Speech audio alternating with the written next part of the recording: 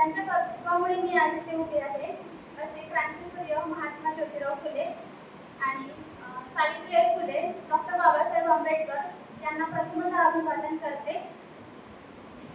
त्यांनी जर का त्या काळात स्त्रियांसाठी लढले नसते तर मी कदाचित आज इथे उभे नसते. आणि मी पण म्हणजे आज बाहेर कुठेतरी काम करत असते किंवा गावात कुठेतरी कामाला गेले असते. तरीही त्यांची देण आहे की मी त्यांच्यामुळे आज इथे उभी आहे. तुम्हाला माझा थोडक्यात मी प्रवास सांगते. माझं 1ली ते 7वी पर्यंतचं शिक्षण माझ्या गावातच झालं, म्हणजे माझी जिल्हा परिषद शाळा पडसगाव इथून. नंतर मला सायन्स घ्यायचं होतं, पण आमच्या गावात सायन्स नसल्यामुळे मला बाबाचा आग्रह धरला मी की बाबा मला सायन्स पाहिजे. आणि ते 8वी ते 10वी पर्यंत मी सिंधवाईला अपडाऊन केलं. आणि ते बसचा तर प्रॉब्लेम माहीत आहे, जे अपडाऊन करतात त्यांना. आम्ही सकाळी 9ला निघायचो घरून, तर मी रात्री मला कधी कधी 8 पण वाजायचे. माझा पूर्ण 12 तास वेळ प्रवासामध्ये जायचा. आणि त्यात फक्त एक टाइमचा टिफिन नेलेला असायचा, घरून पण जेवण व्यवस्थित नसायचं. नंतर असं मी 10वी पर्यंतचं शिक्षण घेतलं माझं. नंतर 10वीला मला चांगले पर्सेंट आले आणि इथे 11वी 12वी आणि ग्रॅज्युएशन करण्यासाठी मी आपल्या महाविद्यालयामध्ये आले. इथे माझा पहिल्या राऊंडमध्येच नंबर लागला. त्यानंतर मी 11वी पासून तर BSc पर्यंत इथे होते. BSc ला मला आता 2 प्रश्न होते की एक सिटीझेड घ्यावं की PCM. पण मला त्या डायग्राम झुलॉजी मधल्या खूप अवघड वाटायच्या, कारण आमच्या हॉस्टेलला ताई होत्या, त्यांचं बघायची मी सगळं. आणि मी 11वी पासून ग्रॅज्युएशन पर्यंत इथे आपल्या हॉस्टेलमध्येच राहिली आहे. त्यांच्याकडून पण मला खूप काही शिकायला मिळालं. नंतर मी मग फिजिक्स घ्यायचं ठरवलं, कारण मला फिजिक्स आवडायचं पण, आणि तिथे डेरिव्हेशन खूप आवडायचं मला ते सॉल्व करायला. आणि केमिस्ट्री तर माझा आवडता सब्जेक्ट होता, पण मला केमिस्ट्रीपेक्षा फिजिक्स जास्त आवडत होतं. मग मी फिजिक्स PCM घ्यायचं ठरवलं. आणि नंतर इथे PCMला ॲडमिशन झालं माझं. आणि मला भाऊची होती, सॉरी विश्राम सर होते, ते माझ्या भावाची तुम्हाला माहीत असते. आता मला सवय येते म्हणायची म्हणून मिश्राची साडी आहे का ती? तर इथे ग्रॅज्युएशन केले. त्या दरम्यान आहे ना खूप, म्हणजे मी इथे सुरुवातीला आले 11वी 12वीला, तेव्हा मला एवढी काही मी डेव्हलप नव्हते. मला काहीच कळत नव्हतं, म्हणजे मी गावातूनच आले होते ना, त्याच्यामुळे मला काही एवढं कळत नव्हतं. जशी मी ग्रॅज्युएशनला गेले तसं माझ्यामध्ये बदल होत गेला. मी वेगवेगळ्या ॲक्टिव्हिटीमध्ये भाग घ्यायला लागले.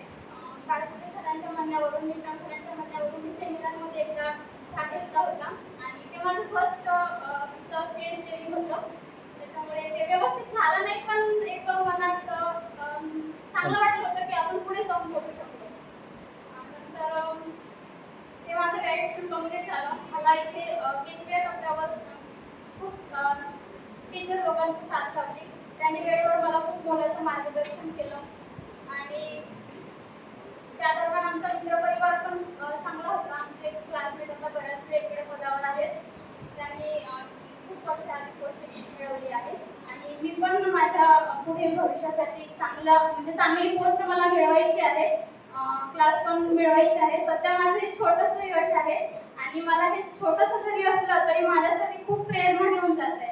कारण मला याच्यामधून माझ्या गावात पण काल सत्कार केला माझ्या, आणि आता इथे पण मला बोलवण्यात आलं. त्याच्यामुळे मला एक नवीन ऊर्जा मिळत आहे पुढे प्रयत्न करण्यासाठी. आणि मी ते नक्कीच मिळवण्याचा प्रयत्न करीन. त्यासाठी माझे कार्य अजूनही सुरू आहेत आणि ते राहतील जेव्हापर्यंत मी माझ्या एम पर्यंत पोहोचत नाही तेव्हापर्यंत. नंतर इथे ग्रॅज्युएशन केलं आणि MSc करायची होती मला, पण पैसे नव्हते तेवढे घरी. आता इथपर्यंत पाठवलं घरच्यांनी, ठीक होतं, पण नंतर नागपूरला जाऊन शिकायचं म्हटलं तर खूप पैसे लागतात, तेवढं तर माहिती आहे आपल्याला, कारण आपण सगळे ग्रामीण भागातले आहोत. मग घरी सांगितलं की मला शिकायचं आहे, आणि मला स्वाधार योजनेबद्दल माहीत होतं. मग स्वाधार योजनेचा लाभ घेतला मी, आणि तिथे माझं MSc कंप्लीट केलं VME कॉलेजमधून. ते MSc पर्यंत शिक्षण झालं. तिथे थोडा अभ्यास सुरू केला होता, पण तेच मग प्रॉपर गायडन्स नव्हतं. काय वाचायचं, काय टाळायचं हे मला समजत नव्हतं. जे हातात मिळेल, म्हणजे कुठल्या पण विषयाचे पुस्तक असो, जे हातात मिळेल ते मी वाचत गेले. आणि असं माझं पुढचं सुरू होतं MSc. पण MSc ला पण आम्हाला खूप प्रोजेक्ट होते, त्याच्यामुळे मला अभ्यासाला वेळ मिळत नव्हता. आणि मग असं करत करत माझी MSc कंप्लीट झाली. त्या दरम्यानच मला कळलं की दीपस्तंभ मनोबल नावाची एक संस्था आहे. आणि मग तिथे गेले मी, म्हणजे त्याची एंट्रन्स दिली आणि त्याच्यासाठी पण ते एंट्रन्स घेतात, ते इंटरव्ह्यू घेतात आणि मग त्याच्या दोन्हीमध्ये क्वालिफाय झाले मी आणि मग तिथे मनोबल जळगावला गेले. आता पहिल्यांदाच मी म्हणजे नागपूरपर्यंत पोहोचले होते आता विभागाच्या ठिकाणापर्यंत, पण विभागाच्या बाहेर आणि आपल्या जिल्ह्याच्या बाहेर जाऊन शिकण्याची ही माझी पहिलीच वेळ होती. नंतर मी तिथे जळगाव मनोबलला गेले. तिथे खूप छान गायडन्स मिळालं मला. तिथे प्रत्येकाला आहे ना सेपरेट काउन्सिलर अलॉट करून मिळालेले असतात. त्याच्यानुसार आपल्याला पुढे काय करायचं आहे किंवा आपलं ध्येय काय आहे हे जर आपण त्यांना सांगितलं तर त्याच्यानुसार ते आपल्याला गायडन्स करतात आणि आपल्याला योग्य ते मार्गदर्शन करतात आणि त्यानुसार आपण त्यांना फॉलो करायचं, म्हणजे आपण लवकर आपल्या ध्येयापर्यंत पोहोचतो. आणि तिथे मला ते खूप फायदेशीर ठरलं. त्यांनी मला खूप तिथे गायडन्स केलं. तिथे यजवेंद्र महाजन सर आहेत. मी थोडक्यात तुम्हाला दीपस्तंभ बद्दल सांगते, कारण तुम्ही पण भविष्यात पुढे जाणार आहे म्हणून सांगते. कारण तुम्हाला जर स्पर्धा परीक्षा करायची असेल तर अशा संस्थांबद्दल आपल्याला माहिती असायला पाहिजे. मला हे आधी माहित नव्हतं, नाही तर मी 1 वर्ष आधी तिथे गेले असते ना. 2 वर्ष आधीच मला ते आता पोस्ट माझ्या हातात असते, पण मला 2 वर्ष उशीर झाला. म्हणून तुम्हाला हे आधीच माहित असायला पाहिजे म्हणून सांगते. तिथे दीपस्तंभ नावाची संस्था आहे जळगावला आणि ते सध्या पुण्याला पण आहे आणि दिल्लीला पण आहे. दिल्ली UPSC साठी दिल्लीचं आहे आणि पुणे जळगाव, पुण्याला MPSC आहे आणि इथे जळगावला MPSC आहे. तर मग तिथे गेले मी आणि तिथून माझी खरी जर्नी सुरू झाली. मला तिथे नेमकं गेल्यावर कळलं की माझं म्हणजे अभ्यास कसा करायला पाहिजे किंवा आपण किती वेळ अभ्यास करायला पाहिजे, कोणाचं किती गायडन्स घ्यायला पाहिजे, काय वाचायला पाहिजे, काय नाही वाचायला पाहिजे. असं नाहीतर मी आजपर्यंत हवेतच मनोरे बांधत होती. जे मिळालं काही पण, कोणी हे सांगितलं, कोणी आजूबाजूला बसलेले असायचे रीडिंग मध्ये, त्यांचं बघून बघायचे काय कोण वाचत आहे, त्यांच्यानुसार मी पण वाचत गेले होते. पण नंतर खरं मला गायडन्स तिथे मिळालं. असं करत करत मी तिथे आता मला जुलै महिना आल्यावर 3 वर्ष होतील, पण मला ही जी पोस्ट मिळालेली आहे महसूल सहाय्यक म्हणून, मी आता सध्या निवड झाली आहे आणि मला पुढे खूप काही करायचं आहे अजून. पण ठीक आहे, माझ्या घरच्यांसाठी, माझ्या आई वडिलांसाठी मला एक सिक्युअर करून द्यायचं होतं की नाही मी पण काहीतरी करू शकते आणि म्हणून मला ही सध्या पोस्ट मिळवायची होती कोणती तरी आणि म्हणून मी ही मिळवली आहे. त्याचं मला समाधान आहे आणि नक्कीच मी काहीतरी पुढे करेन. तर दीपस्तंभ अशी एक संस्था आहे की तुम्हाला ती गरीब होतकरू मुलगा असो की ट्रान्सजेंडर असो की PWD असो म्हणजे पर्सनल विथ डिसॅबिलिटी, ह्या सगळ्यांसाठी ती कार्य करते. तुम्ही किंवा तुमच्या आजूबाजूचे कोणी पण मित्रमैत्रिणी असतील तर त्यांना याबद्दल नक्की सांगा आणि तुम्हाला त्या गोष्टीचा खूप फायदा होऊ शकतो पुढे आयुष्यात. आणि तिथे आहे ना प्रत्येक गोष्टीसाठी पुरवलं जाते. तुमच्या महिन्याला ड्रायफ्रुट्स बघा, आपल्या घरी आपण कधी खात नाही ते, कारण सर्वसाधारण व्यक्ती म्हटलं तर आपल्याला 2 टाइमचं जेवण सुद्धा व्यवस्थित मिळत नाही, तर ह्या गोष्टी तर दूरच राहिल्या. मग तिथे त्याच्यापासून बरंच काही अजून मिळतं तसं ते. आणि एज्युकेशनच्या बाबतीत तर ते काहीच कमी करत नाही, सगळं देतात. अशी ती संस्था आहे. खूप छान फायदा होईल, तुम्ही नक्की लाभ घ्या. नंतर मला तिथे आहे ना बायोटी साठी माझा नंबर लागला होता. ताईने UPSC MPSC दोन्ही बायोटी दिला.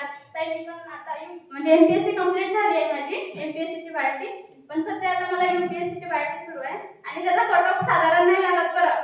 100 पैकी 98 मार्क मिळवावे लागते तेव्हा आपण त्या कट ऑफ मध्ये बसतो आणि मला तेवढे मार्क्स मिळाले आणि मी आता सध्या ती लाभ घेत आहे. मी आता MPSC आहे, पण मला पैशाची तिथे गेल्यावर अडचण आली नाही, कारण तिथे सगळं फ्री मिळत होतं. कधी स्वतःचे 500 रुपये सुद्धा महिन्याला खर्च नाही व्हायचे, तिथे सगळं फ्री होतं. त्याच्यामुळे मला पैशाची एवढी कधी गरज पडली नाही. फक्त गरज पडली ते इथपर्यंत, ग्रॅज्युएशन पर्यंत म्हणा किंवा MSc पर्यंत, तेव्हा माझ्याकडे पैसा नव्हता आणि घरच्यांना सांगितलं होतं की मला काहीतरी करायचं आहे पण घरी नाही राहायचं आहे. कारण जर मी घरी राहिले असते ना तर फक्त म्हणजे आईला मदत करायची, घरचे कामं करायचे आणि आई जशी कामाला जाते तसे तिच्यासोबत मी पण गेले असते. पण मला आता जे मी मिळवू शकले आहे, स्वतःच्या पायावर उभी आहे, हे मी मिळवू शकले नसते. म्हणून मी निश्चय केला होता आधीच, मनात एक ध्येय बाळगलं होतं की नाही मला काहीतरी करायचं आहे, मला काहीतरी बनायचं आहे आणि ते आहे माझ्या उरात अजून कायम. मी नक्की प्रयत्न करेन त्याच्यासाठी. खूप छान वाटत आहे मला इथे सरांनी बोलवलं, इथे माझा सत्कार केला. खूप छान वाटलं सर, थँक्यू सो मच. तुम्हाला फक्त एकच संदेश देऊ इच्छिते मी की तुम्हाला काही पण करायचं असेल ना, फक्त एक ध्येय ठरवा मनाशी आणि त्याच्यासाठी तुम्हाला जेवढे प्रयत्न करता येतील तेवढं करा. आणि MPSC म्हणजे असं नाही की पंचवार्षिकच करावं लागतं. जर आपल्याला वेळेवर प्रॉपर गायडन्स मिळालं किंवा आपल्याला वेळेवर योग्य दिशा मिळाली तर सगळं हे 2 वर्षामध्ये आपण कंप्लीट करू शकतो. 1 वर्ष जातो आपला सिलेबस कंप्लीट करण्यामध्ये आणि दुसरा वर्ष जातो थोडंसं म्हणजे ते समजलं एकदा की नंतर त्याचं दुसऱ्या वर्षामध्ये अप्लिकेशन होऊन आपल्याला योग्य ती पोस्ट मिळू शकते. म्हणजे आपण जे ठरवले क्लास पण आपण 2 वर्षात पण होऊ शकतो. जरुरी नाही की त्याला 4-5 वर्ष लागतील. जसं मला तर कमीत कमी 2 वर्षामध्ये मला पोस्ट मिळालेली आहे. पण छोटी आई आहे, तसं मोठी मिळेल. पण सध्या मी उभी आहे याचं समाधान आहे. पण क्लास पण सुद्धा होऊ शकता तुम्ही 2 वर्षात. पण त्याच्यासाठी प्रॉपर नियोजन पाहिजे. तुम्ही वेळेचं कसं मॅनेजमेंट करता, कसं तुम्ही त्या वेळेनुसार चालता. ताई म्हणाली की तिचं व्हॉट्सअप आतापर्यंत बंद होतं. पण मी तिथे राहिली ना व्हॉट्सअप तर बंद नाही करू शकले. कारण आमचे ग्रुप असायचे आणि त्या ग्रुपनुसार आम्हाला ते मेसेज वगैरे पडायचे तर व्हॉट्सअप होतच माझा आधीपासून. पण आमच्या तिथे एक चांगली गोष्ट होती ती म्हणजे 9:30 वाजता आमचा रोज मोबाईल जमा केला जायचा. रात्री 9:30 ला जमा केला की तो सकाळी डायरेक्ट 6 ला मिळायचा आम्हाला आणि म्हणून आम्हाला मोबाईलचा यूज करायचा काही प्रश्नच येत नव्हता. दिवसभरात जे लेक्चर बघायचे आहेत, जे काही करायचं आहे ते करायची मी. आणि माझं आता पण सांगते माझं इन्स्टा अकाउंट आता सुद्धा नाहीये. खरंच नाहीये. मी कधी यूज पण नाही केला. सगळेजण म्हणतात कसं काय तुला इन्स्टा समजत नाही. तर मला गरजच नाही पडली त्या गोष्टीची कधी तर मी कशाला यूज करू. मला ज्या वेळेला आवश्यक वाटलं असतं मी यूज केलं असतं. आणि बाकी गोष्टी होत्याच मला इंटरनेट गुगलवर काही सर्च करायचं म्हटलं. आता तर ChatGPT पण आलाय. ह्या सगळ्या गोष्टी होत्याच. त्याच्यामुळे मी ह्या सगळ्या गोष्टींचा यूज केला. पण इन्स्टा मला अजून पण समजत नाही कसं वापरायचं, काय यूज करायचं. बघू पुढे भविष्यात कधी गरज वाटली तर करेन. नाहीतर ते पण नाही करणार. मोबाईल खरंच खूप मोठं ऍडिक्शन आहे. जेवढं आपल्याला व्यसन ही एक ऍडिक्शन आहे ना, एखादा नशा करणारा व्यक्ती जसा व्यसनेच्या आधारे जातो तसं हे मोबाईल सुद्धा एक खूप मोठं ऍडिक्शन आहे. म्हणून मोबाईल पासून जेवढं लांब राहता येईल तेवढं लांब राहण्याचा प्रयत्न करा. तुम्ही जर का ठरवलं नाही मला आज 8 वाजतापासून 12 वाजेपर्यंत आहे, ठीक आहे तुम्ही दिवसभर कंप्लीट नाही बंद करू शकत. पण एक टाइम स्लॉट ठरवा तुम्ही तुमचा की मला या टाइम पर्यंत मोबाईल बघायचा, इथून पुढे नाही बघायचं. मग 8 ते मी ठरवलं होतं माझं 8 वाजता मोबाईल बंद करायचा तर 12 ला ओपन करायचा. मग 8 ते 12 वाजता आणि नंतर पुन्हा 12 ते पुन्हा 6 असं 2 स्लॉट ठरवले होते मी. त्याच्यानुसार मग मी अभ्यास करत गेले. म्हणून मोबाईलचा पण बघायचा एक टाइम लिमिट ठेवायचा. त्याच्यामुळे आपल्याला स्वतः एक सिक्युरिटी मिळते किंवा आपण आपल्याबद्दल कळते की मी ह्या एवढे वेळ मोबाईल बघितला म्हणजे याचं रिग्रेट फील होत नाही. म्हणून मोबाईल जरा जपून वापरा. ते आपल्यावर आहे आपण त्याचा कसा यूज करतो. नाहीतर मोबाईलचे पण खूप चांगले फायदे आहेत आणि तो मी आता पण यूज करते. मला इथे बोलायची संधी दिली त्याबद्दल सर्वांना सर थँक्यू सो मच. बस एवढंच सांगते. धन्यवाद. प्रिया तुझं सिलेक्शन झाला ना, तुझं सिलेक्शन झालं आणखी ते पण सांगा. दुसरी एक्झाम दुसरी आता सध्या मी महसूल सहाय्यक या पदावर निवड झाली आहे माझी. पण कर सहाय्यक म्हणून मी वेटिंगला पडले आहे. एका मार्क्सनी म्हणजे माझ्या ज्या समोर 3 मुली आहेत त्यांच्यात आणि माझ्यात फक्त 0.50 चा फरक आहे.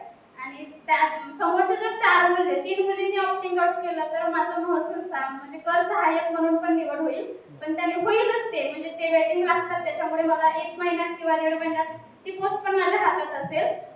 पण बघा 0.25 चा महत्व काय असते ते आपल्याला आता कळत नाही किंवा ग्रॅज्युएशन लेवलला कळत नाही. ते आपल्याला MPSC मध्ये आल्यावरच कळते. म्हणून 0.25 न फेल का होईना शेवटी फेल तो फेलच ठरतो. म्हणून आपल्याला ठरवायचं असतं की कट ऑफ किती पण लागू दे आपल्याला चांगले मार्क्सच घ्यायचे कसं ठरवायचं. मग ते आता मागच्या वर्षी तर ग्रुप बी चा कट ऑफ डायरेक्ट 62 वर गेला होता. कोणी विचार पण नाही करू शकले ते 62 वर कट ऑफ जाईल म्हणून. आणि एवढा कट ऑफ लागून सुद्धा मी मेन्सला बसले होते याची मला खूप अभिमान वाटत होता त्या गोष्टीचा. आणि आमच्यामध्ये तेव्हा आम्ही फक्त 15 जण होतो मेन्सला बसलेले. त्यामुळे खूप चांगली ट्रीटमेंट मिळत होती. म्हणून तुम्ही जर का एकदा मेन्सला बसले ना तर तुमच्यामध्ये एक वेगळाच कॉन्फिडन्स येतो. आणि सिलेक्ट झाल्यावर तर काय वेगळाच असतो कॉन्फिडन्स. मला कधीच बोलायची सवय नव्हती अशी समोर. मॅडम आणि श्रीराम मॅडम त्या पुन्हा चांगल्या ओळखतात. आम्ही त्यांच्यासोबतच हॉस्टेलला राहिलो आहे. त्याच्यामुळे स्टेज डेअरिंग आणि जे काही आपल्यामध्ये कॉन्फिडन्स बिल्ड होतो तो सगळा आपल्या सिलेक्शनमुळे होतो. म्हणजे एक वेगळंच वातावरण निर्माण होते आपल्या आजूबाजूला जेव्हा आपलं सिलेक्शन होते. नाहीतर मग असं आजूबाजूच्यांचं बघतो आपण तेवढं पुरतं बरं वाटते. पण जेव्हा स्वतः होतो ना ती गोष्ट स्वतः आपल्याला मिळते तेव्हा खरा अर्थ आपल्याला त्या गोष्टीचा कळते.